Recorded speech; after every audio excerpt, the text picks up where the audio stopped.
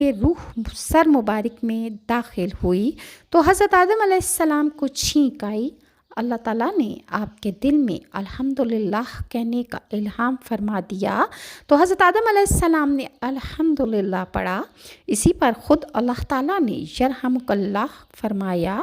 جب روح قمر شریف تک پہنچی تو آپ حضرت آدم علیہ السلام نے اٹھنا چاہا مگر نیچے تشریف لے آئے کیونکہ نیچے کے حصے تک ابھی روح نہیں پہنچی تھی۔ جب تمام جسم میں روح پہنچی تو اللہ تعالیٰ نے آپ کو ارشاد فرمایا، اے آدم میں کون ہوں؟ حضرت آدم علیہ السلام نے ارشاد فرمایا کہ تو اللہ ہے، تیرے سوا کوئی عبادت کے لائق نہیں۔ تو اللہ تعالیٰ نے ارشاد فرمایا، تم نے صحیح کہا۔ اس کا ذکر ترمذی شریف میں بھی ہے کہ اللہ تعالیٰ نے آپ کو ارشاد فرمایا، اے آدم فرشتوں کی اس بیٹھی ہوئی جماعت کے پاس جاؤ اور ان سے کہو السلام علیکم۔ چنانچہ حضرت آدم نے السلام علیکم کہا تو فرشتوں نے جواب دیا وعلیکم السلام ورحمۃ اللہ وبرکاتہ۔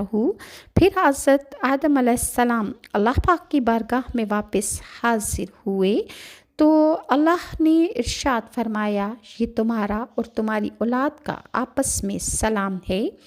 اس حدیث کو ترمذی نے بھی بیان فرمایا ہے اور حضرت امام زین العابدین سے روایت کرتے ہیں کہ رسول اللہ صلی اللہ علیہ وسلم نے ارشاد فرمایا، اللہ پاک نے اپنے فضل و کرم سے ابن آدم یعنی انسان کی آنکھوں میں نمکینی رکھی کیونکہ یہ دونوں چربی کے ٹکڑے ہیں اور اگر ایسا نہ ہوتا تو یہ پگھل جاتے۔ اللہ پاک نے ابن آدم پر مہربانی کرتے ہوئے اس کے کانوں میں کڑواہٹ رکھی جو کیڑے مکوڑوں کے لیے رکاوٹ ہے، کیونکہ اگر کوئی کیڑا انسان کے کان میں داخل ہو جائے تو دماغ تک پہنچ سکتا ہے لیکن جب کڑواہٹ چکھتا ہے تو باہر نکل بھاگتا ہے۔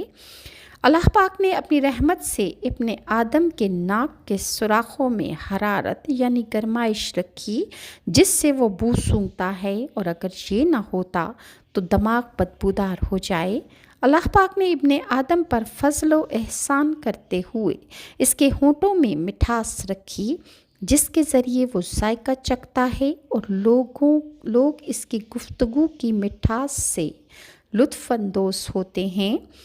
اللہ تعالیٰ نے جب حضرت آدم علیہ السلام کو پیدا فرمایا تو فرشتوں نے کہا، اللہ پاک ایسی مخلوق پیدا نہیں فرمائے گا جو ہم سے زیادہ علم والی اور بارگاہ الہی میں ہم سے زیادہ عزت والی ہو۔ فرشتے حضرت آدم علیہ السلام کے ذریعے